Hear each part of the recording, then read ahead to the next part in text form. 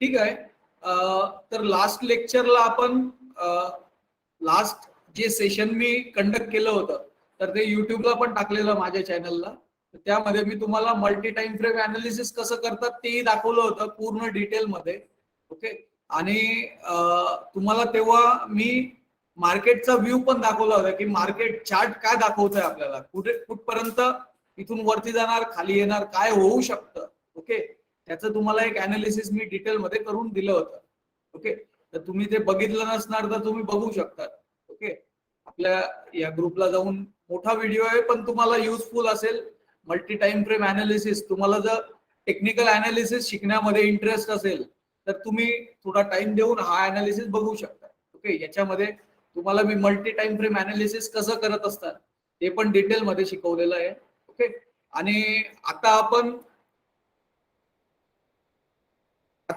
पुढचं, आता सपोज मी मागे तुम्हाला जेव्हा व्हिडिओ टाकला होता तेव्हा 1700 17,200 ला निफ्टी होती. ओके. आता ती ऑलमोस्ट 15,700 पर्यंत आली आहे. ऑलमोस्ट 10% फॉल असेल तो, से 8 to 9% फॉल आहे तो. ओके. इंडेक्सला. आता पुढे काय होऊ शकतं ते बघू. आणि काही इन्व्हेस्टमेंट लायक अपॉर्च्युनिटी आहे का चांगल्या कंपनीज मध्ये. ओके. तर त्या बघू. सपोर्ट लेवलला परफेक्ट लेवल्स पकडू. ओके. आणि निफ्टी बँक निफ्टीचा अनालिसिस करण्याच्या अगोदर ग्लोबल मार्केटमध्ये काय चालू आहे, ओके, किंवा ग्लोबल इंडिकेटर काय दाखवतात आहे. ओके. तर याचं अनालिसिस करून घेऊ. कारण की काय असतं, टेक्निकल अनालिसिसला फंडामेंटलचं साथ लागते. ओके. फंडामेंटलची साथ लागते कारण की फंडामेंटल नुसार टेक्निकल चार्ट्स क्रिएट होत असतात. ओके. फक्त टेक्निकल चार्टच्या बेसिसवर डिसिजन घ्यायचा नाही. टेक्निकल चार्टच्या बेसिसवरचे decisions most of low probability असतात. ओके. किंवा तुम्ही म्हणू शकतात की it can fail at any time if you don't have a fundamental reason to that technical setup. Okay. तर ठीक आहे. इथे मागच्या अनालिसिस मध्ये आपण बघितलेलं होतं जेव्हा निफ्टी ऑलमोस्ट 1800 18,200 लेवलला होती तर इथेच इन्फ्लेशनचा खतरा. Okay. Commodity prices, crude oil, steel, सगळे कमोडिटीज. ओके. इवन फेड जे अमेरिकेची सेंट्रल बँक आहे, ओके, त्यांनी कमेंट्री ऑलरेडी देऊन दिली होती की आम्ही पुढच्या येत्या 1 ते 2 महिन्यामध्ये मोठी rate hike, okay, interest rate hike करणार आहे. इंटरेस्ट हाईक म्हणजे सिस्टीम मधला पैसा कमी करणार आहे, व्याजदर वाढवणार आहे. ओके. व्याजदर वाढले तर लोक पैसे कमी घेतात, लोन्स कमी उचलतात. ओके. एफडी मध्ये जास्त पैसा ठेवला जातो. आणि अशी सिच्युएशन आली तर स्टॉक मार्केटला it's not good for the stock market. Okay. What is not good for stock market? Liquidity. Okay. System मध्ये पैसा जर कमी असेल तर स्टॉक मार्केट स्टेबल किंवा डाऊन येतं. ओके. कारण की स्टॉक मार्केट हे प्रॉफिटवर चालतं. ओके. सिस्टीम मध्ये जेवढा प्रॉफिट, कंपनीचा प्रॉफिट वाढतो तेवढे त्या कंपनीचे शेअर्स वाढत असतात. ओके. प्रॉफिट येणं कमी झालं, ओके, अल्टिमेटली स्टॉक मार्केट ते फॅक्टर इन करतं आणि खाली घेऊन येतं. ओके. लिक्विडिटी, सिस्टीम मध्ये लिक्विडिटी म्हणजे पैसा. ओके. लिक्विडिटी म्हणजे पैसा. आता सिस्टीम मधला, इकॉनॉमी मधला पैसा कोण मॅनेज करतं? आता मी डिटेल मध्ये थोडं बेसिक पण तुम्हाला इम्पॉर्टन्स जे काय म्हणतो आपण पॉइंट्स आहे इकॉनॉमी रिलेटेड किंवा अनालिसिस कसं करायचं असतं ते पण तुम्हाला समजवत जाईल. चालेल ना? थोडा 10-15 मिनिट इकडे तिकडे जास्त होऊ शकतात आपल्या सेशन मध्ये. चालेल तुम्हाला? Hello guys. चालेल, ठीक आहे, कन्सिडर करतो मी. कारण की अर्ध्या नॉलेजवर स्टॉक मार्केट मध्ये काही मजा येत नाही. ओके. नॉलेज पाहिजे तर परफेक्ट नॉलेज पाहिजे. ठीक आहे. तर स्टॉक मार्केट मध्ये लिक्विडिटी राहिली, पैसा राहिला, स्टॉक मार्केट नाही, इकॉनॉमीमध्ये जेवढा जास्त पैसा असतो तेवढी जास्त डिमांड असते. ओके, कोणत्याही प्रोडक्टला जेवढी जास्त डिमांड तेवढे कंपनीचे प्रॉफिटेबिलिटीज वाढतात. प्रॉफिटेबिलिटीज वाढला, पीई रेशो जे असतात ते रिरेट होतो. ते रिरेट झाला तर कंपनीचे प्राइसेस वाढतात, शेअरचे प्राइसेस वाढतात. ओके, शेअरचे प्राइसेस वाढले, अल्टिमेटली स्टॉक मार्केट वरती जात असतं. ओके, तर असा सगळा सेटअप असतो स्टॉक मार्केटचा. ओके,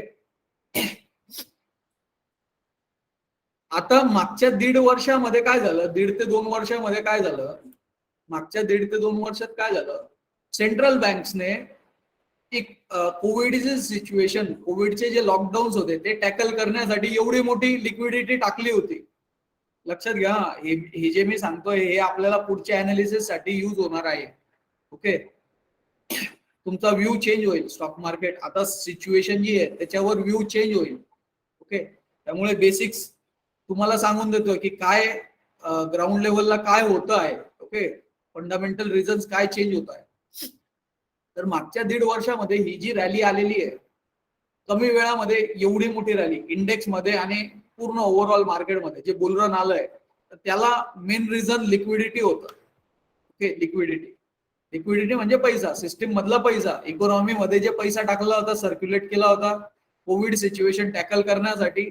ओके, तर त्यामुळे ही रॅली झाली. आणि तुम्ही जर बघितलं असणार की या रॅली मागे जी लिक्विडिटी टाकली होती, तर लिक्विडिटीमुळे डिमांड एवढी क्रिएट झाली, एवढी ट्रिमेंडस डिमांड क्रिएट झाली. कंपनीज, कोणतेही कंपनीज बघा, सगळे जे लॉस मेकिंग होते ते सुद्धा प्रॉफिट मध्ये येऊन गेले होते मागच्या 1 ते 1.5 वर्षात.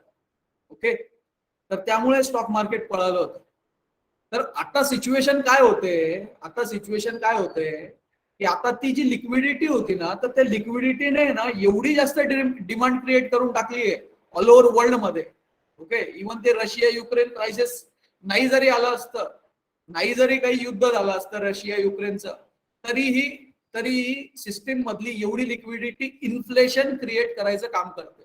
ओके, कालांतराने. ओके, इन्फ्लेशन म्हणजे महागाई क्रिएट करायचं काम करते. तर महागाई आली तर अल्टिमेटली हे जे सेंट्रल बँक जे असतात, तर महागाईमुळे परत इकॉनॉमिक सिच्युएशन, माईक बंद ठेवा, महागाईमुळे इकॉनॉमिक सिच्युएशन, डिमांड जी असते ती ऑटोमॅटिक कोलॅप्स होऊन जाते. ओके, वर्ष 2 वर्ष अगोदर 50 रुपयाची वस्तू जर 150-200 रुपयाला झाली, अल्टिमेटली जे 50-100 ला घेऊ शकत होते, तर ते 200 ला गेल्यावर अल्टिमेटली डिमांड कमी होते. ओके, तर त्या इन्फ्लेशनला टॅकल करण्यासाठी सेंट्रल बँक काय करतात, रिव्हर्स रेपो रेट म्हणजे जे इंटरेस्ट रेट वाढवलेले होते तर ते इंटरेस्ट रेट परत कमी करतात. ओके, कमी करतात म्हणजे काय होतं, सिस्टीम मधले जो पैसा असतो तर तो पैसा परत कमी होतो. ओके, म्हणजे जिथे गरज तिथेही खर्च करत होते कारण की पैसा होता खिशात. ओके, खर्च होता तर ती इन्फ्लेशन क्रिएट करण्यामध्ये कारणीभूत होतात. ओके, तर ते इन्फ्लेशन कंट्रोल करण्यामध्ये परत सेंट्रल बँक्स इंटरेस्ट रेट जे वाढवलेले होते तर ते इंटरेस्ट रेट जे कमी केले होते तर ते इंटरेस्ट रेट परत वाढवण्याची सायकल परत चालू आहे. आता ती सायकल जी आहे ती सायकल चालू झाली आहे. ओके, कारण की ऑल ओव्हर वर्ल्ड मध्ये inflation it's a biggest problem. Okay, it is biggest problem right now. Okay, इन्फ्लेशनला कंट्रोल नाही केलं तर पूर्ण इकॉनॉमिक सिच्युएशन कोलॅप्स होऊ शकतो. इन्फ्लेशनला कंट्रोल करण्याचं काम सेंट्रल बँकचं असतं आणि सेंट्रल बँक्स आता ते काम करताय. सेंट्रल बँक्स काम काय करताय तर इंटरेस्ट रेट वाढवणं चालू झालंय. जसं स्टॉक मार्केटला तुम्हाला बोललो मी, सिस्टीम मधली लिक्विडिटी कमी झाली, अल्टिमेटली स्टॉक मार्केटची कंपनीची प्रॉडक्टची डिमांड कमी होते. ओके, आणि त्यांची प्रॉफिटेबिलिटी कमी होते. प्रॉफिटेबिलिटी कमी झाली तर स्टॉक मार्केटमध्ये सेलिंग प्रेशर येतो. ओके, सेलिंग प्रेशर येतो, त्यामुळे हा जो फॉल होता स्वाभाविक होता. ओके, ठीक आहे, मी हे रिझन सांगितलं तुम्हाला का आता काय काय म्हणजे मागच्या 1.5 वर्षापासून काय झालं आणि आता सिच्युएशन काय चालू झाली आहे. ओके, तर इंटरेस्ट रेट सेंट्रल बँक्स वाढवणं चालू झालंय इन्फ्लेशन कंट्रोल करण्यासाठी मागच्या 1.5-2 महिन्यापासून. ओके, तर आता आपण बघून घेऊ की ग्लोबल इंडिकेटर काय म्हणताय आपल्याला. ओके, आणि त्यानंतर निफ्टी बँक निफ्टीचं अनालिसिस करू. ओके, निफ्टीचं ऍटलिस्ट बँक निफ्टी थोडं साईडला ठेवू, निफ्टीचं अनालिसिस करू. Okay, Nifty it's like a major index for Indian economy. Okay, Nifty मध्ये बँक्स पण येऊन जातात. निफ्टीचं अनालिसिस करून त्यानंतर बघू आपण स्टॉक्स. ठीक, ग्लोबल इंडिकेटर मध्ये सगळ्यात इम्पॉर्टंट इंडिकेटर आहे US 10 इयर बॉन्ड यील्ड.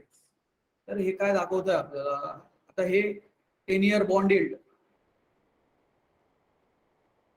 म्हणजे जे फेडरल रिझर्व्हने रेट हाईक करणं चालू केलं, इंटरेस्ट रेट हाईक करणं चालू केलं, तर हे 10 वर्षाचे जे US चे बॉन्ड्स असतात, ओके, बॉन्ड रिटर्न्स असतात, ओके, यील्ड मीन्स रिटर्न्स, तर हे वाढणं चालू होतं. ओके, तर सेंट्रल बँक्सने इंटरेस्ट रेट आवाज मोठा येत नाहीये. हॅलो, बाकीच्यांनाही प्रॉब्लेम येतोय का? हॅलो, नाही सर. ठीक आहे मॅडम, तुमच्याकडे काही प्रॉब्लेम असेल. ओके, रेकॉर्डिंग आहे युट्यूबला येऊन जाईल तुम्हाला. ओके, तुम्ही युट्यूबला पण बघू शकतात नंतर. तर 10 इयर बॉन्ड यील्ड जी काही आहे तर ते ऑलमोस्ट मागच्या 2 महिन्यामध्ये 2 ते 3 महिन्यामध्ये मार्चच्या सुरुवातीला, मार्चच्या मिड मध्ये 1.6% 10 इयर बॉन्ड यील्ड होती. तर ती almost March April May, okay, 3 महिन्यामध्ये ऑलमोस्ट डबल होऊन गेली आहे, ऑलमोस्ट डबल. आणि 10 इयर बॉन्ड यील्ड वाढली तर अल्टिमेटली काय होतं की बॉन्ड मार्केटमध्ये पैसा जातो. कुठून? इक्विटी मार्केटमध्ये निघून. ओके, इक्विटी मार्केटचा पैसा बॉन्ड मार्केटला जातो. तर बॉन्ड यील्ड वाढली, ठीक आहे. आता जेवढं market equity market factor in होणार होतं ते ऑलमोस्ट आलंय. ओके, आता काय म्हणते, काही लेवल्स ब्रेक होत आहे का निगेटिव्ह पॅटर्न बनताय, बघू आपण. तर हा 2018चा जो हाय होता 3.2चा, ऑलमोस्ट त्याला टच करून रिव्हर्स झालाय 10 year bond yield. Okay, so हा थोडासा रेजिस्टन्स घेतोय, म्हणजे तुम्ही म्हणू शकतात की थोडा कूल डाऊन होण्यासाठी 10 इयर बॉन्ड यील्ड खाली येईल आणि it is good for equity market to rally. Okay, 10 year bond yield आता सध्या तरी काही मागच्या 2 ते 3 दिवसामध्ये खूप शार्प फॉल आलाय. ओके, ठीक आहे, याला काही प्रॉब्लेम दिसत नाहीये मला आता तरी, या लेवल्सला तरी प्रॉब्लेम नाही आहे. त्यानंतर इम्पॉर्टंट माझं जे अनालिसिस म्हणतंय ना, तर माझं अनालिसिस असं म्हणतंय की dollar index. Okay, dollar index हा जनरली आपण याच्यासाठी ट्रॅक करतो की इमर्जिंग मार्केट मधला फंड फ्लो, ओके, FIIचा फ्लो कमी जास्त होण्यामागे हे डॉलर इंडेक्स तुम्हाला इंडिकेट करत असतो. ओके, डॉलर इंडेक्स वाढतोय म्हणजे डॉलर्स मजबूत होतोय. ओके, किंवा डेव्हलप मार्केटमध्ये इमर्जिंग मार्केट मधला पैसा बाहेर निघतोय आणि डेव्हलप मार्केटमध्ये जातोय. ओके, बघा मी काय बोललो, इमर्जिंग मार्केट मधला पैसा बाहेर निघतोय. आता इमर्जिंग मार्केटमध्ये पैसे कोण टाकतं? FIIs. ओके, इमर्जिंग मार्केटमध्ये फॉरेन इन्स्टिट्यूशनल इन्व्हेस्टर पैसे टाकत असतात. तर डॉलर इंडेक्स वाढतोय तर मोस्टली काय होऊ शकतं, आणि झालंही आहे. तुम्ही जर बघत असताना मागच्या 2-3 महिन्यापासून FIIs ने ह्यूज फंड बाहेर काढणं चालू केलेलं आहे, इंडियामध्ये सुद्धा आणि other emerging nations. Okay, China असो, Indonesia, Malaysia, Brazil, South Africa, South Korea.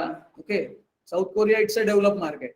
Okay, पण इमर्जिंग मार्केट मधला पैसा बाहेर निघतोय. इंडिया स्पेसिफिक घ्या ना, FIIचा तुम्ही निगेटिव्ह डेटा बघतच असणार खूप दिवसांपासून. ओके, तर आता मला जे दिसतंय डॉलर इंडेक्स 2016-20 ही जी लेवल होती, हा जो हाय होता, तर हा ब्रेक केलाय त्याने. आणि विकली बेसिसवर लक्षात घ्या मी काय सांगतो, विकली बेसिसवर क्लोजिंग दिलेली आहे. एवढ्या रॅली नंतर सुद्धा. Okay, and it's not good for our emerging market. Okay, आणि हे झालं डॉलर इंडेक्सचं अनालिसिस. ओके, त्यानंतर क्रूड ऑइलवर या.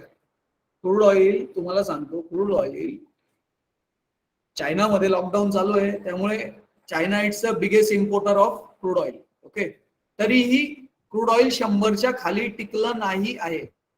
एक हप्ता सुद्धा क्लोजिंग मिळाली नाहीये 100च्या खाली, $100 पर बॅरल. ओके, लक्षात घ्या, हाच इंडिकेटर आपल्या इकॉनॉमीला ट्रॅक करण्यामध्ये कारणीभूत होऊ शकतो फ्युचरमध्ये. लक्षात घ्या, याचं अनालिसिस सगळ्यात इम्पॉर्टंट आहे.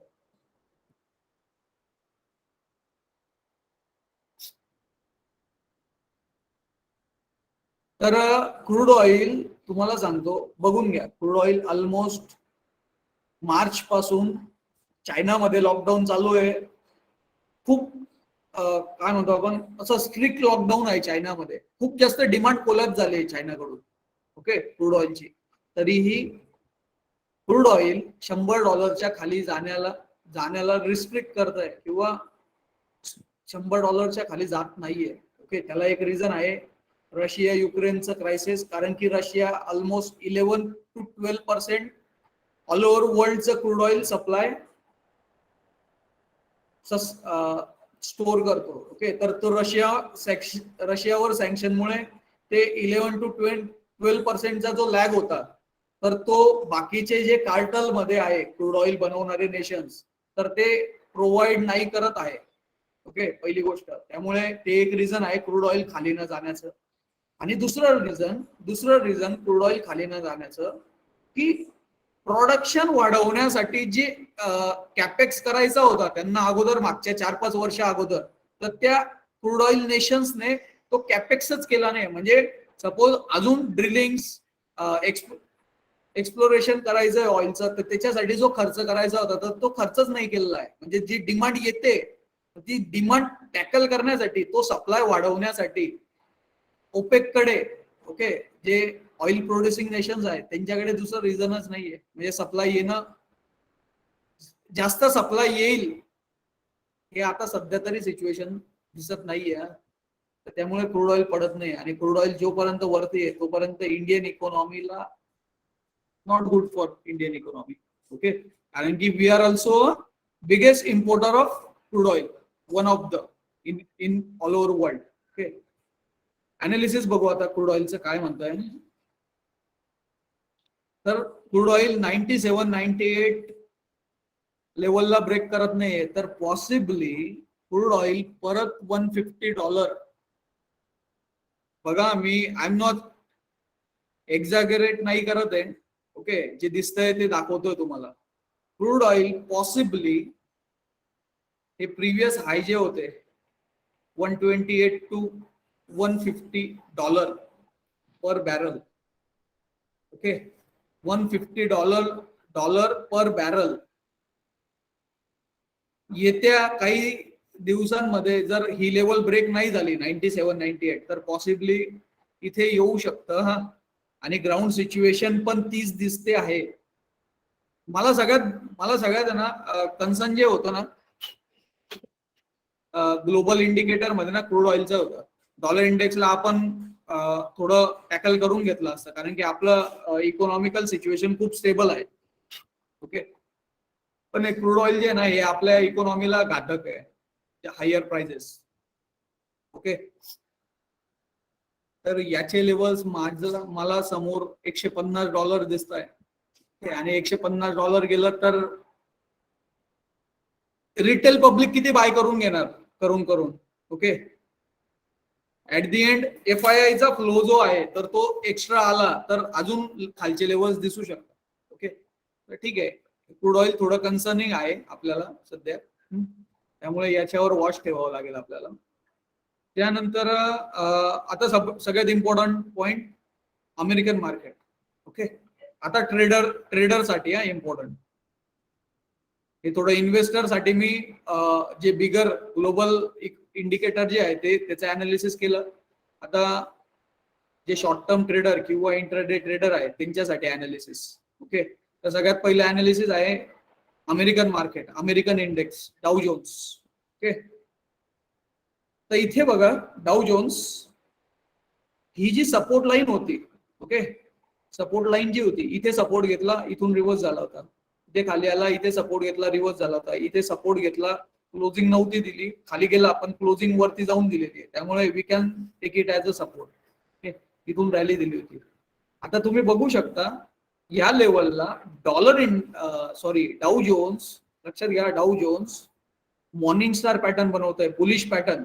ओके, आणि एक्झॅक्ट जी स्ट्रॉंग सपोर्ट लाईन होती, ओके, सपोर्ट लाईनच्या जवळ मॉर्निंग स्टार बनवलाय. Okay, morning star it's a bullish pattern, bullish pattern सपोर्टच्या जवळ, स्ट्रॉंग सपोर्टच्या जवळ. म्हणजे तुम्हाला पॉसिबली माझ्या अंदाजे, ओके, टेक्निकल अनालिसिस मला जे सांगतंय, टेक्निकल अनालिसिस डाऊ जोन्सचा चार्ट सांगतंय की बाबा हा बॉटम झालेला आहे, डाऊ जोन्सचा 31,200चा बॉटम झालाय. ओके, तुम्हाला एक पुलबॅक किंवा परत रिव्हर्सल लगेच नाही एक्सपेक्ट करणार, पण एक पुलबॅक येऊ शकतो. ओके, डाऊ जोन्स अमेरिकन मार्केटमध्ये पुलबॅक येऊ शकतं. अमेरिकन मार्केटमध्ये पुलबॅक आला तर ऑल ओव्हर वर्ल्ड मार्केटमध्ये पुलबॅक येतो. पण कन्सर्न एक असा आहे, माझं अनालिसिस असं म्हणत आहे की अमेरिकन मार्केटमध्ये खूप चांगल्या ऑपॉर्च्युनिटीज गुड व्हॅल्युएशनला क्रिएट झाल्या. लक्षात घ्या मी काय सांगतोय, एकदम इम्पॉर्टंट. अमेरिकन मार्केटमध्ये, America it's a biggest economy, stable market. Okay, India, China, Russia किंवा हे जे एशियन मार्केट आहे त्यांच्यामध्ये जर तुम्ही कम्पेअर केलं तर अमेरिका आणि western Europe, okay, England, France, Germany, these are stable market. पण आता वेस्टर्न जे युरोप होतं त्याच्यामध्ये पण जे रशियाकडून ऑइल सप्लाय यायचा तर तिथे पण थोडं डिस्टर्बन्स झालंय.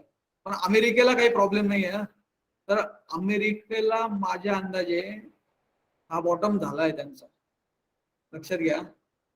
तर या लेवलला अमेरिकेमध्ये अशा चांगल्या ब्रँडेड कंपनीज आहे तर ऑलमोस्ट 60-70% कोलॅप्स झालाय. काय 50 to 70% कोलॅप्स झालेला आहे. म्हणजे तेवढ्या खाली व्हॅल्युएशनला मिळतात आहे. ओके, जर माझा जर अंदाज लागला, ओके, माझं जर अनालिसिस परफेक्ट बसलं तर इंडिया मधून किंवा जे इमर्जिंग नेशन मधून FIIचा फ्लो जोरात सक होईल. लक्षात घ्या, इंडिया मधून किंवा इमर्जिंग नेशन मधून FIIचा फ्लो जास्त सक होईल आणि काय म्हणतो आपण, जास्त कमी टाइमामध्ये जास्त पैसा काढू शकतात. जे स्लोली काढत होतं, सप्लाय जास्त क्रिएट करतील ते. माझं असं गणित लागतंय, हा मला असं वाटतंय.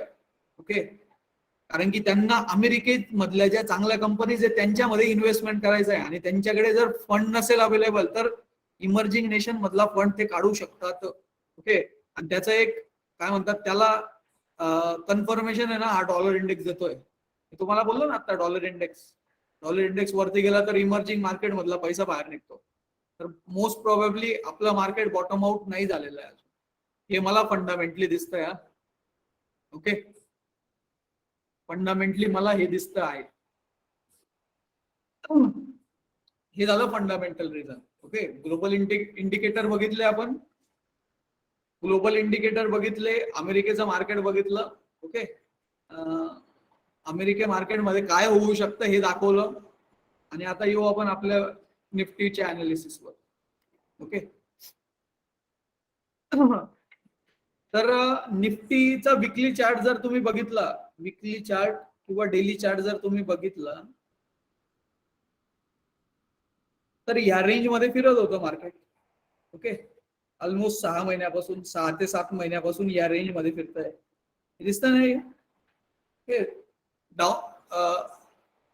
फॉलिंग वेज म्हणतात याला, काय फॉलिंग वेज. ओके, या पॅटर्नला तर बरोबर एक्झॅक्ट इथून रिव्हर्स झालं मार्केट 18,100 पासून, तर या रेंज मध्ये फिरतोय मार्केट. तर या रेंजचा लोअर एंड जो येतोय ना 15,200 ला मिळतोय. ओके, लोअर एंड म्हणजे जर तुम्हाला एक्झॅक्ट सपोर्ट जर पाहिजे असेल निफ्टीवर तर 15,235 ते 15,200च्या जवळपास. ओके, इथे सपोर्ट येतोय. Okay, strong support. जर आपण या पॅटर्नच्या पॅटर्न जसा वर्कआउट झालाय 6 महिन्यापासून, जर तुम्ही त्याच्या रिस्पेक्टिव्ह जर मुवमेंट पकडायचं म्हटलं तर तुमचा बॉटम येतोय 15,200 ला.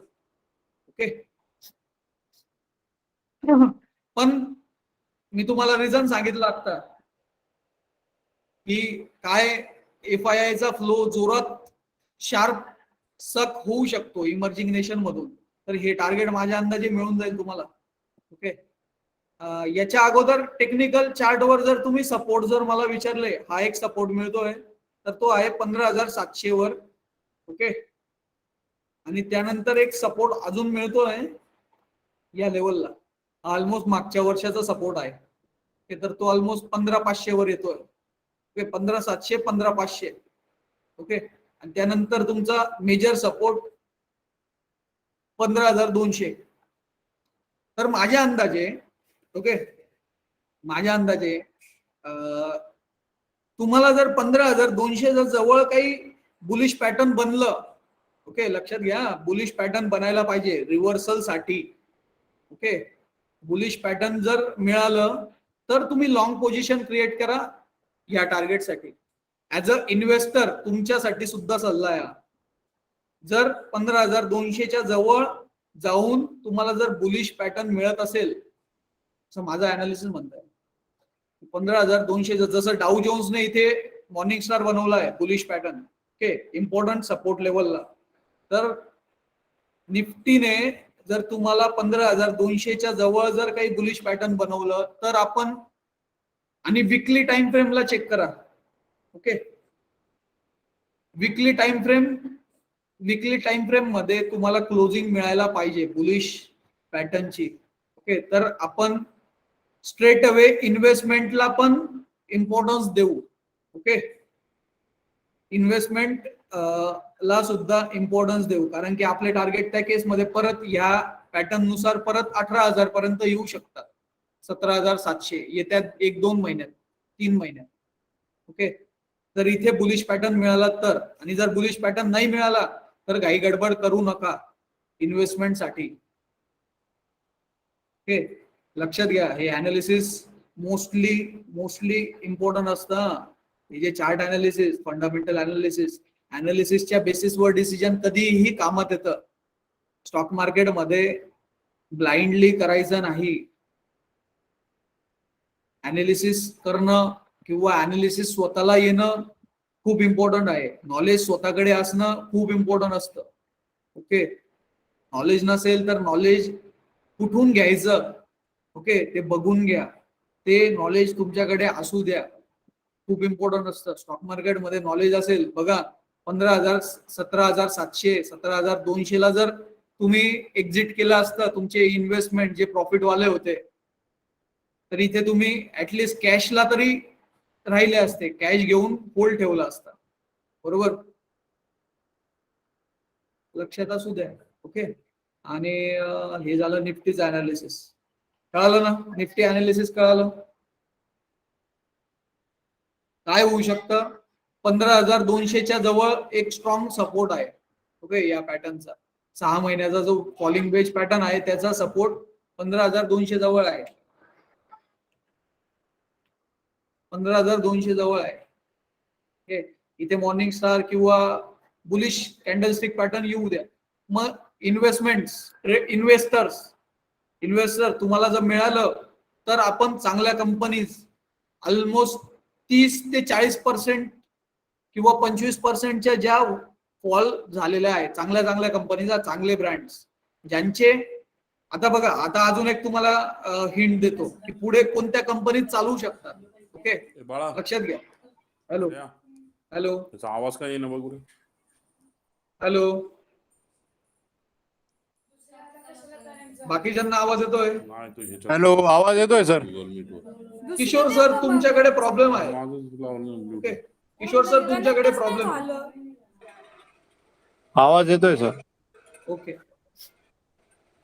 तर ठीक आहे, इथे बुलिश पॅटर्न बनलं, नो डाऊट.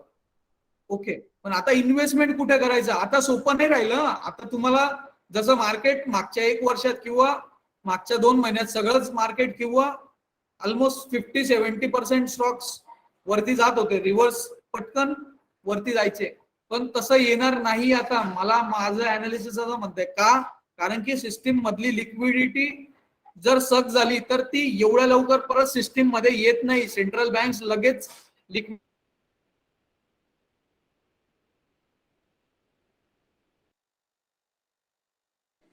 हॅलो हॅलो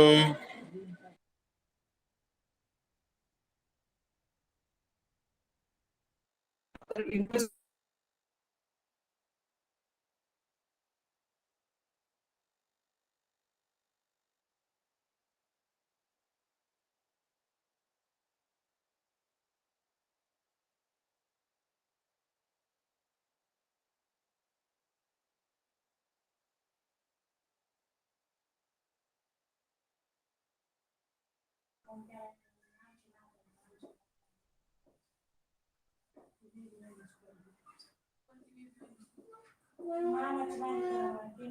बेबीची काय काय लहान काय एवढी गेली नाही ती, याला बेबीचं काय चांगलं. कसं काय झालं रे पुन्हा गायब? Shreya? Your video call stop to return the call. Sir आवाज येत नाही हो.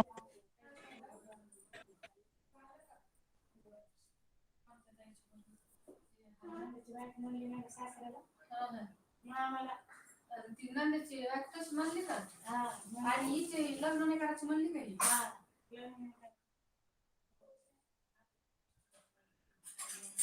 हो का? ती 11 विषय घेतली हे म्हणले का द्या म्हणून.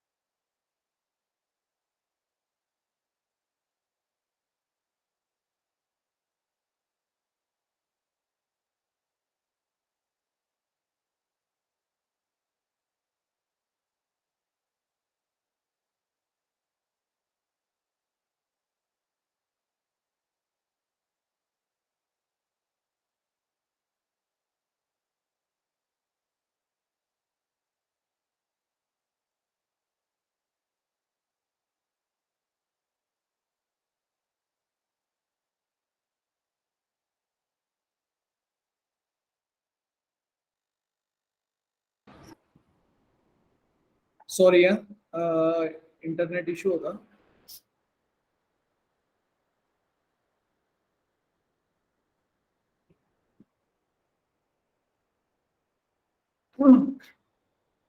इंटरनेट इश्यू होता, 2 मिनिट. ठीक आहे, आपण कुठे होतो? तर इन्व्हेस्टमेंट करणार असणार, इन्व्हेस्टमेंट करायची असेल according to this chart analysis, तर निफ्टी मधल्या किंवा मिड कॅप सेक्टर मधल्या चांगल्या कंपनीज पकडा. ओके, ठीक आहे. सपोज इथे जर आलं मार्केट किंवा अजून खाली आलं तर तुम्ही इन्व्हेस्टमेंट सगळ्यात पहिले जे कमोडिटीच्या ज्या प्राइसेस वाढल्या होत्या इन्फ्लेशनमुळे, तर त्या इज जे खाली आलेल्या आहे. ओके, प्राइजेस ईज झालेला आहे. ओके, तुम्हाला दाखवतो. फक्त एक कमोडिटीला प्रॉब्लेम येतोय, बाकीच्या कमोडिटीज मेटल कमोडिटी थोडं पॅनिक सिच्युएशन पासून खाली आलेलं आहे. ॲल्युमिनियम ऑलमोस्ट 4000 पर्यंत टच करून टच झालं होतं, तर ते 2800च्या लेवलला आलेलं आहे. बाकीच्या कमोडिटीज बघितल्या ह्या सुद्धा बऱ्यापैकी खाली आलेल्या आहे. ओके, त्यामुळे एक ते साईन दिसतंय की इन्फ्लेशन थोडंफार कंट्रोलमध्ये येऊ शकतं. ओके, इन्व्हेस्टमेंटसाठी सगळ्यात पहिलं एक सेक्टर मला इन्फ्लेशन प्रूफ FMCG सेक्टर वाटतंय मला. Okay, FMCG sector. आणि FMCG सेक्टरला अजून एक ऍडव्हान्टेज असं आहे की येत्या 1 वर्षामध्ये इलेक्शन आहे वाटतं. प्राईम मिनिस्टर लोकसभेचं इलेक्शन पुढच्या 1-1.5 वर्षामध्ये आहे. ओके, तर त्याच्यासाठी रुरल इकॉनॉमीवर गव्हर्नमेंटचा फोकस परत येऊ शकतो. ओके, आणि रुरल इकॉनॉमीवर जर फोकस आला तर आय गेस FMCG सेक्टर जर तुम्हाला चांगल्या कंपनीज खाली मिळत असणार ते FMCG सेक्टरवर फोकस करा. ओके, एक चांगलं सेक्टर आहे ते. त्यानंतर आयटी बऱ्यापैकी खाली आलाय. अमेरिकन मार्केट वरती गेलं तर सगळ्यात पहिले IT कंपनीज रिव्हर्स होतील. ओके, एक IT कंपनीज मध्ये आपण इन्व्हेस्टमेंट करायचं बघू. एक FMCG पोर्टफोलिओ मध्ये असू द्या तुमच्या. आणि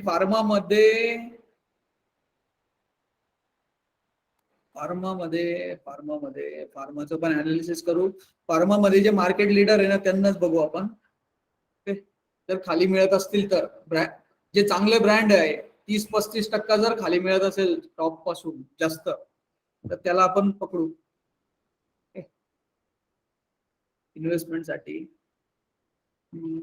सगळ्यात पहिले ना मला IT सेक्टर बद्दल मी सांगतो. त्यानंतर मी निफ्टी मधल्या कंपनीज बघू आपण. ओके, IT सेक्टर चांगलं खाली आलंय बऱ्यापैकी. IT मध्ये अपॉर्च्युनिटी तुम्हाला कुठे मिळू शकते.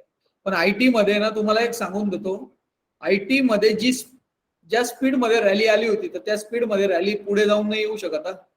ठीक आहे, जेवढा फॉल आलाय तेवढा भरून जाईल.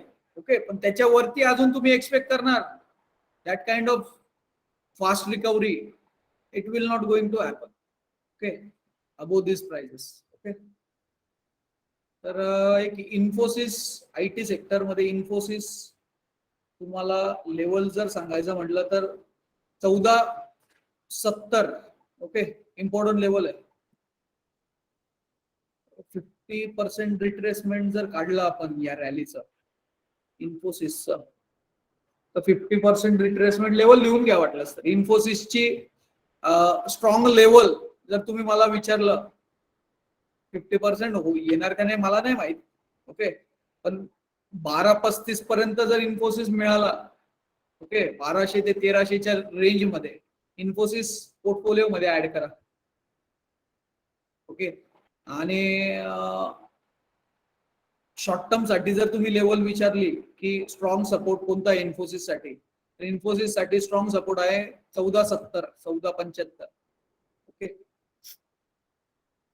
50% फॉल येईल का नाही ते नाही माहिती मला, पण एक ऍटलिस्ट नॅसडॅकला बघून जर तुम्ही मला विचारलं तर एक 30%चा फॉल येऊ शकतो. 1400 पर्यंत अक्युम्युलेशन चालू करा इन्फोसिस मध्ये 1400च्या लेवलला. ओके, 1400च्या जवळ.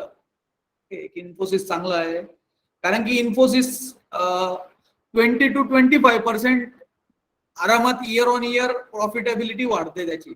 ओके, इन्फोसिसची. त्यानंतर मिड कॅप IT बघून घेऊ.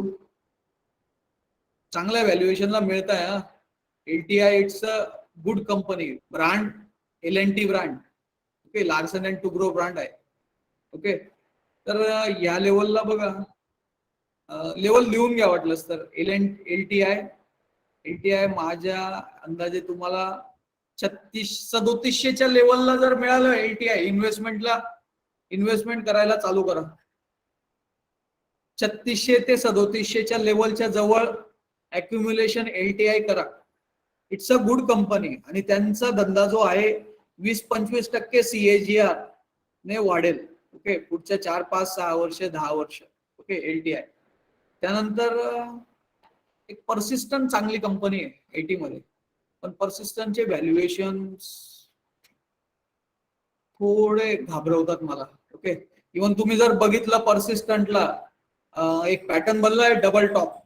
ओके, डबल टॉपचा ह्या वीक मध्ये विकली बेसिसवर ब्रेकडाऊन मिळालेला आहे. आय गेस पर्सिस्टंट तुम्हाला अजून खालच्या लेवलला मिळेल. ओके, तर पर्सिस्टंट आणि चांगली कंपनी आहे persistent. It's a good IT company. खूप चांगलं प्रमोटर्स, खूप चांगला धंदा चालवतात. ओके, तुम्हाला पर्सिस्टंट 2700 ते 3000च्या लेवलला जर मिळाली तर अक्युम्युलेशन चालू करा. पर्सिस्टंट एक 2700 ची level, 50% retracement for this rally. It's a good accumulation zone. Persistent एक चांगली आहे IT मध्ये, मिड कॅप IT. त्यानंतर इन्फोसिस लार्ज कॅप मध्ये. LTI एक चांगल्या व्हॅल्युएशनला मिळते, अजून येऊ द्या.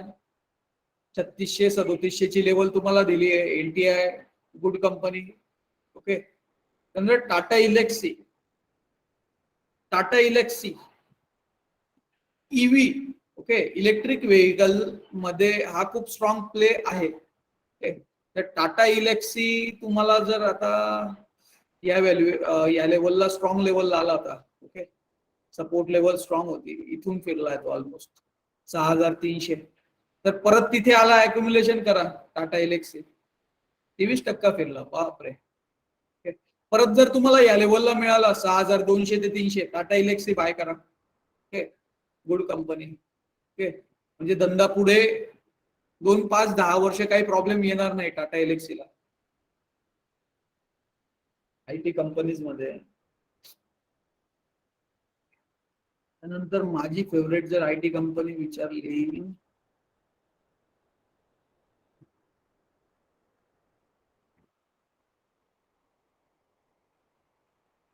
विप्रो बघून घेऊ. विप्रो पण चांगल्या व्हॅल्यू. विप्रो पण तुम्हाला जर लेवल्स विचारले 400च्या लेवलला अक्युम्युलेशन करा विप्रो, किंवा इथे सुद्धा अक्युम्युलेशन चालू करू शकतात विप्रो मध्ये.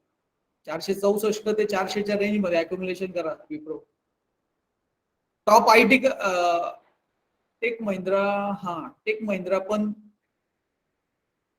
चांगल्या लेवलला मिळतं. टेक महिंद्रा पण ऍड करा पोर्टफोलिओ मध्ये. या लेवलला 1200च्या लेवलला टेक महिंद्रा ऍड करा. हा जो गॅप होता हा ब्रेकअवे गॅप आहे. ओके, हा ब्रेकअवे गॅप सहजासहजी भरत नाही. ओके, 5G चा जर प्ले इंडियामध्ये करायचा असेल tech Mahindra it's a best play. Okay, 1200 लेवलला अक्युम्युलेशन करा. टेक महिंद्रा चांगला फॉल आलेला आहे. ऑलमोस्ट तुम्ही जर बघितलं टॉप पासून 35%. टेक महिंद्रा अक्युम्युलेशन करा 1200च्या लेवलला. डेट फ्री कंपनी आहे. 5G चा प्ले करायचा आहे tech Mahindra, it's a very good play. HCL tech कुठे आलाय, किती कॉल आला HCL टेक मध्ये. HCL टेक आहे चांगला, पण ठीक आहे.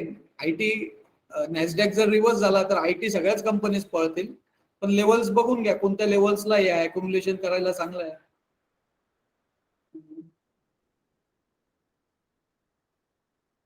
HCL टेकची जर मला तुम्ही जर लेवल विचारली 900च्या रेंजला HCL टेक आवडेल मला बाय करायला, अकॉर्डिंग टू टेक्निकल्स. ओके, 900-920च्या रेंज मध्ये HCL टेक आवडेल मला इन्व्हेस्टमेंट करायला. ठीक आहे, आणि TCS या लेवलला बाय करू शकतात. 3400च्या लेवलला TCS अक्युम्युलेशन करू शकतात. फॉर ऑल टाइम आहे, टार्गेट फॉर ऑल टाइम आहे शॉर्ट टर्म साठी. IT कंपनी मध्ये सगळ्यात सेफ प्ले जर कोणी असेल TCS आहे. ओके, एवढ्या फ्लक्च्युएशन मध्ये सगळ्यात कमी TCSच पडलाय. ओके, अक्युम्युलेशन करू शकतात TCS मध्ये. ओके, त्यानंतर बर्जर पिडीलाइट बघा. हा, पिडीलाइट पण चांगल्या लेवलला मिळतोय.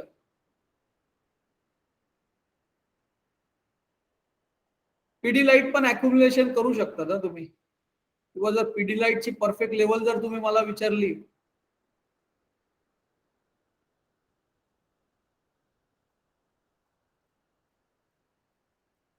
$1700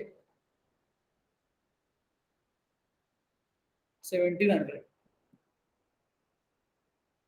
या पॅनिक मध्ये जर आला तर पीडी लाईट एक 1700 ची लेवल आणि ही एक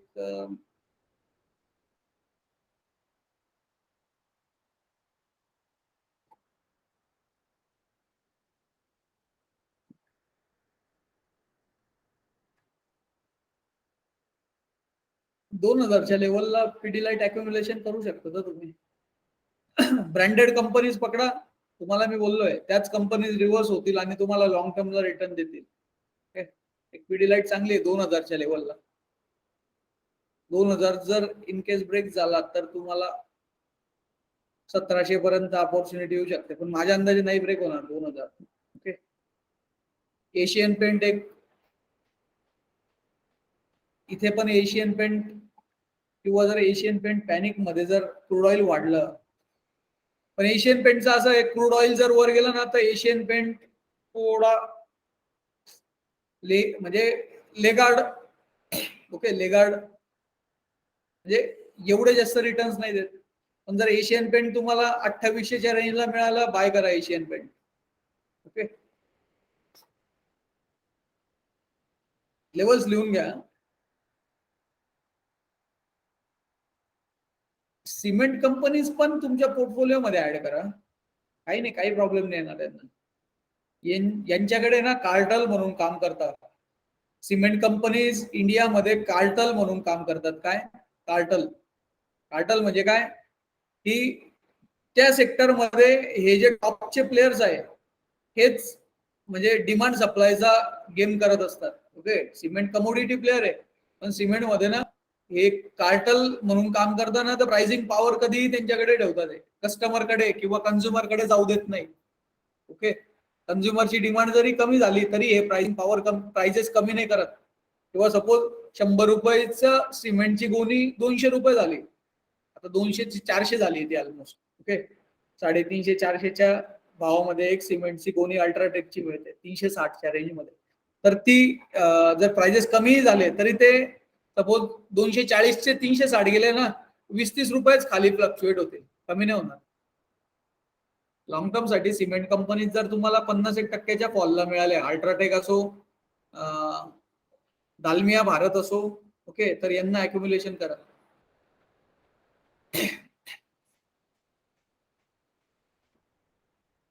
श्री सिमेंट बघून घ्या. Shri cement it is also one of the good play in cement. चांगल्या व्हॅल्युएशनला मिळाली चांगली कंपनी, का नाही घ्यायची? ओके, श्री सिमेंट अक्युम्युलेशन करू शकतात तुम्ही या लेवलला, 21,000च्या लेवलला Shri cement. Okay,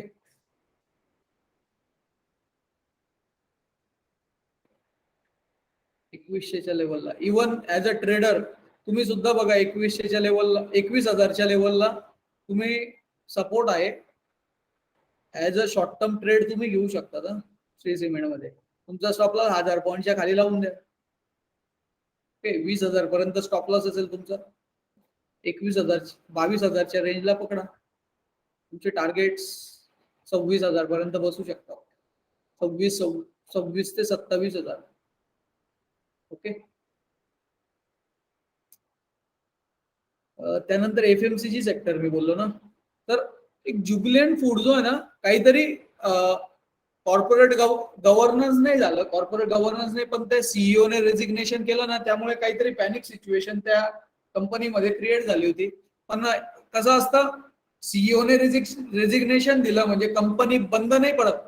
okay, company बंद नाही पडत, त्यांचे प्रमोटर चांगले आणि तो ब्रँड जो आहे डॉमिनोज मरण नाहीये. ओके, पिझ्झा कितीही महाग झाला तरी डिमांड तेवढीच राहणार. इंडियामध्ये खाणारे लोक वाढतातच आहे, कमी नाही होत. त्यामुळे डॉमिनोजला तुम्ही ऍज अ इन्व्हेस्टमेंट तुम्ही ऍड करू शकता, ऍज अ इन्व्हेस्टमेंट 2 ते 4 वर्षाची इन्व्हेस्टमेंट म्हणून. ओके, तुम्हाला लेवल देऊन देतो डॉमिनोजची, तर डॉमिनोज तुम्ही 400च्या भावाने बाय करा लॉंग टर्म पोर्टफोलिओ मध्ये. ऑलमोस्ट तो 50-60% खाली मिळतोय. जर इन केस जे जे ज्याच्यामुळे फॉल झाला तर ते मॅटर जर क्लिअर झालं, सेटल झालं, तर सगळ्यात शार्प रिकवर होईल डॉमिनोज. ज्युबिलंट फूड ओके, चांगला ब्रँड आहे. त्यानंतर तुम्ही एक बलरामपूर चिनी, जर तुम्हाला 300च्या जवळ मिळाला, 320च्या जवळ अक्युम्युलेशन करा बलरामपूर चिनी. Okay, Balrampur Chini. Ethanol play. Okay, crude oil वाढला तर इथेनॉलचा यूज जास्त होणार. Ethanol then it's a best play. Okay, या व्हॅल्युएशनला जर मिळालं तर व्हेरी गुड. तर नेस्ले तुम्हाला बोललो होतो मी, नेस्ले अक्युम्युलेशन करणं चालू करा. 16,000च्या लेवलला मी ग्रुपला टाकलं होतं तुम्हाला. नेस्ले 16,000 ते 15,500. डोळे झाकून इन्व्हेस्टमेंट करा नेस्लेमध्ये. डोळे झाकून, असं डोळे बंद करा आणि इन्व्हेस्टमेंट करा. 16,000च्या लेवलला, 15,500च्या लेवलला घाबरू नका, बिंदास इन्व्हेस्टमेंट करा. काहीच नाही होणार तुमच्या पैशाला. सेफ पण राहणार तुम्ही.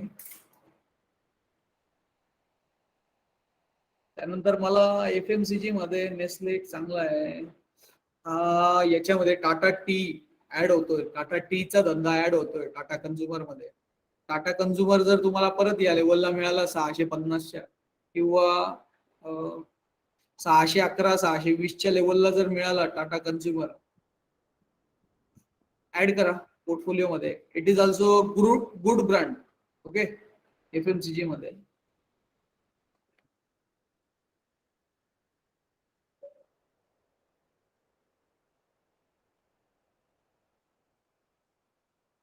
इथे बघा, मला एक अनालिसिस इथे दिसतंय हा, गोदरेज कन्झ्युमर प्रोडक्ट मध्ये. टेक्निकल अनालिसिस सांगतो, ऍज अ ट्रेडर साठी पण कामात येईल. टाटा कन्झ्युमर प्रोडक्ट नाही, सॉरी, गोदरेज कन्झ्युमर प्रोडक्ट इथे मॉर्निंग स्टार पॅटर्न क्रिएट करतो बघा. 1 2 3 3 कॅन्डल बघा, मॉर्निंग स्टार पॅटर्न. आणि कुठे आहे? सपोर्टच्या जवळ. सपोर्टच्या जवळ morning star pattern, it is very good sign for the reversal. Okay, very good sign. आणि इवन तुम्ही बघत असणार हा फॉल आला, परत रिव्हर्स झाला, तर possibly Tata consumer product, sorry, Godrej consumer product add करा 700च्या लेवलला, 700च्या नियर अबाउट या सपोर्ट झोनला. किंवा आता हा एक लो मारला, आता हा हायर लो मारतोय 750च्या जवळ ऍड करा Tata consumer. As a trader 750च्या जवळ ट्रेडिंग करू शकतात तुम्ही, इंटरडे ट्रेडिंग छोट्या स्टॉप लॉसने. 750 जवळ तुमचे हाय पॉसिबली टार्गेट 975, 877. ओके, आणि पॉसिबल म्हटलं तर ऑल टाइम हाय पण जाऊ शकतो. टेक्निकल अनालिसिस स्ट्रॉंग सेटअप दिसतंय आम्हाला गोदरेज कन्झ्युमर.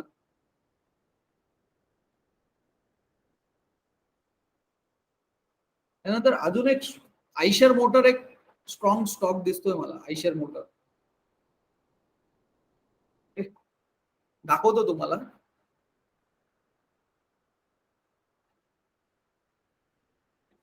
स्ट्रॉंग म्हणजे या लेवलला. ओके, मी ग्रुपला टाकलंही होतं, आयशर मोटर लॉंग आणि ITC शॉर्ट.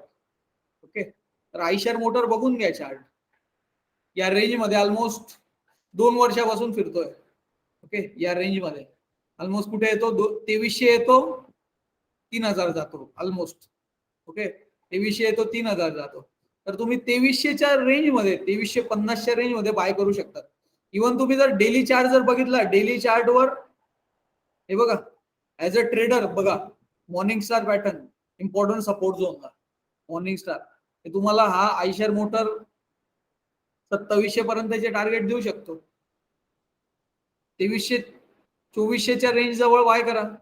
ते 2700च्या टार्गेट साठी 13% रिटर्न आहे ते आयशर मोटर.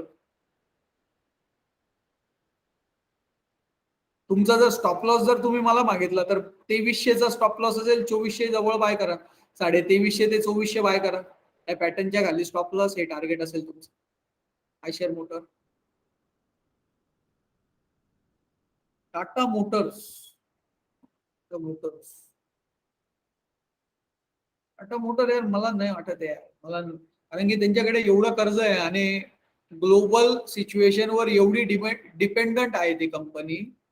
म्हणजे जगात कुठे काही झालं, चायना लॉकडाऊन लागला, it's not good for Tata motor, कारण की चायनाकडून मोठी जॅगवार लँड रोवरची सेल येते.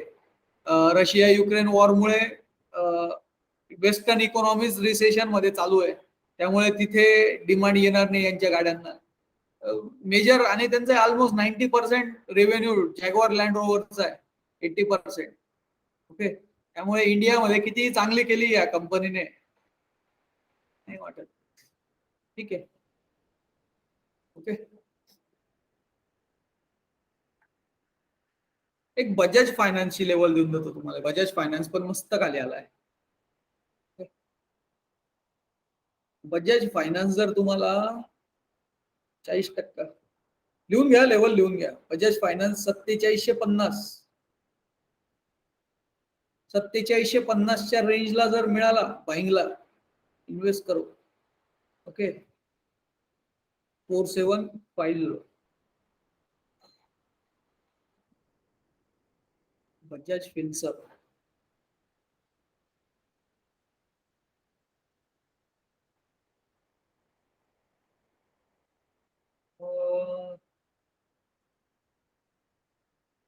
दिसतो का आहे ऍज अ ट्रेडिंग साठी बजाज फिन्सर्व तुम्हाला सांगू शकतो मी की 50% रिट्रेसमेंट झालं आहे. 50% रिट्रेसमेंट पासून एक रिव्हर्सल देऊ शकतो. ओके, 12400 जवळ लक्ष ठेवा बजाज फिन्सर्व ट्रेडिंग साठी. या ट्रेडिंग साठी 12400 ते 12500 या रेंजच्या जवळ बजाज फिन्सर्ववर लक्ष ठेवा. ओके, ट्रेडिंग साठी. आणि इन्व्हेस्टमेंट जर पकडायचं म्हटलं तुम्ही तर थोडं याला अवॉइड करा. बजाज फायनान्स दिले मी लेवल. एसबीआय लाईफ चांगला आहे इन्व्हेस्टमेंट साठी. 1000च्या रेंजला, 1000च्या लेवलला एसबीआय लाईफ बाय करा. कुठे काही झालं नाही, एसबीआय लाईफ पडतच नाही बघा. 1000ची रेंज ब्रेक नाही करत आहे. पॉसिबली इथून जर रिव्हर्स झाला तर परत तुम्हाला इथं 10-20% रिटर्न देऊ शकतो एसबीआय लाईफ. 10 ते 15% रिटर्न पकडून चला. फार्मामध्ये डिव्हिज लॅब खाली आहे, पण खूप ब्रँडेड कंपनी आहे ती. खूप ब्रँडेड म्हणजे ब्रँडेड म्हणू शकतात किंवा धंदा खूप चांगला आहे. ओके, आणि मार्केट लीडर आहे ते त्या सेक्टरमध्ये.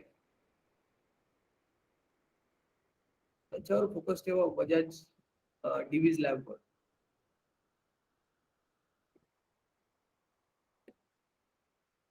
पॉलिकॅब वर पण लक्ष ठेवा. पॉलिकॅब जर तुम्हाला 2150-2200च्या रेंज मध्ये मिळाला बाय करा Polycab. It is not breaking that level since last 6 month. Polycab 2150 ला आला, पॉलिकॅब बाय करा बिंदास्त.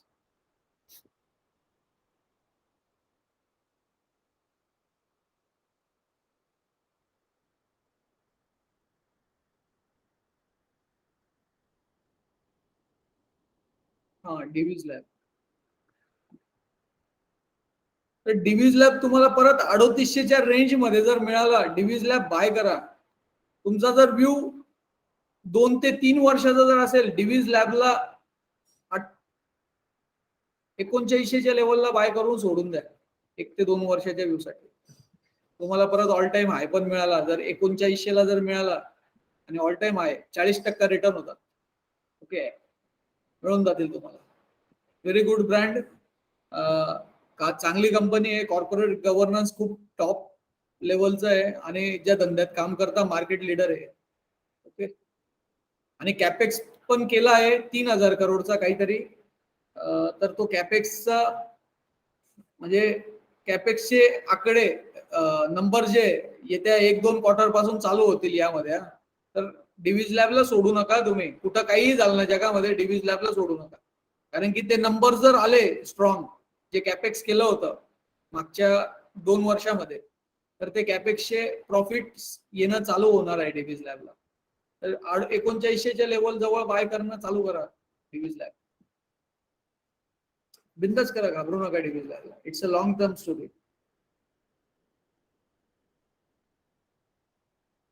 दीपक नायट्राइट. दीपक नायट्राइट जर तुम्हाला बाय करायचं असेल 1700च्या रेंज मध्ये बाय करा दीपक नायट्राइट. दीपक नायट्राइट या रेंज मध्येच फिरतोय तो बघा ऑलमोस्ट. पण तो जो वेज आहे ना, डाऊनवर्ड स्लोपिंग वेज आहे, तुम्हाला 2700ला मिळाला तर तुम्हाला ऍज अ ट्रेड करावं लागेल त्याला 100 पॉईंटचा स्टॉप लॉस नाही. किंवा इन्व्हेस्टमेंट करायची असेल करू शकता. ठीक आहे, 1700च्या रेंज मध्ये तुम्ही इन्व्हेस्टमेंट करू शकता दीपक नायट्राइट मध्ये.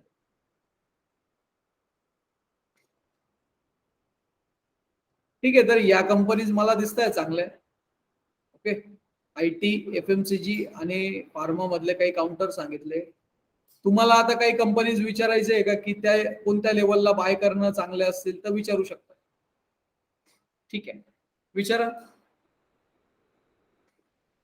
तुम्हाला काही विचारायचं असेल कोणत्या कंपनीज चांगल्या लेवलला बाय करू शकतो, कोणत्या लेवलला, तर तुम्ही विचारू शकता. डीमार्ट कोणत्या लेवलला बाय केलं तर चालेल?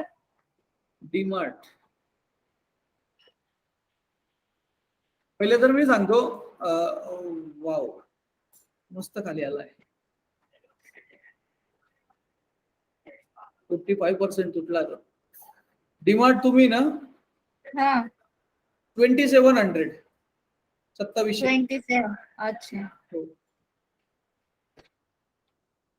2700च्या झोनला बाय करणं चालू करा डीमार्ट. 2700. 2700 ते 2600.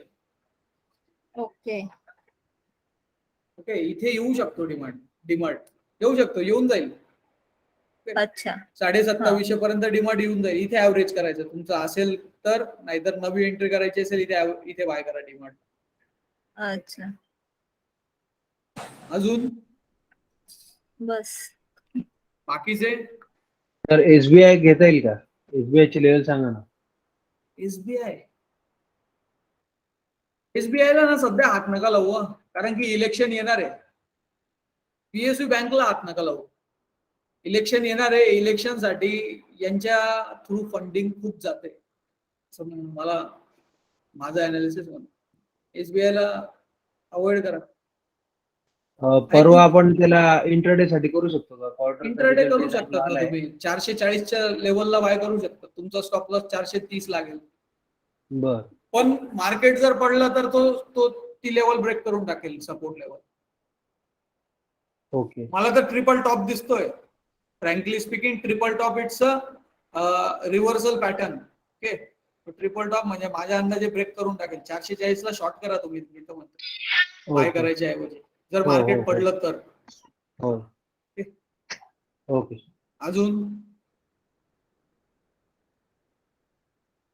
अजून काय विचारायचं आहे? हॅलो सर, नोकरीचं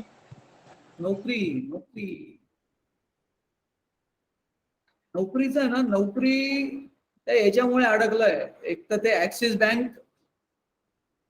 bank mutual fund almost 9% hold होतं Naukri.comचं, इन्फोएजचं. तर ते ऑफलोड करतायत. त्यांचं जे रिटेल पब्लिक जे आहे, तर ते त्यांच्या फंड मधून रिडम्पशनची रिक्वेस्ट टाकतायत. रिडम्पशनची रिक्वेस्ट टाकल्यामुळे त्या फंडला त्यांचे जे होल्डिंग्स आहेत, टॉप होल्डिंग्स, त्याच्यामधून एक्झिट मारणं स्वाभाविक आहे. तर नोकरी तुम्हाला जर आहे ना माझ्या अंदाजे आला तर 3000 लेवल पासून स्टार्ट करा पाहिजे नोकरीमध्ये.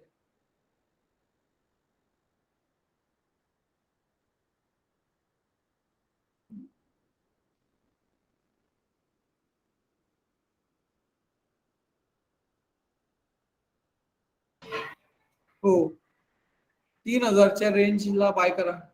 3000 ते 3100.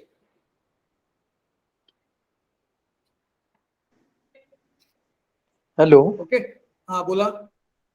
HDFC AMC चं काय आहे? त्याच्यात अडकलोय जरा. HDFC AMC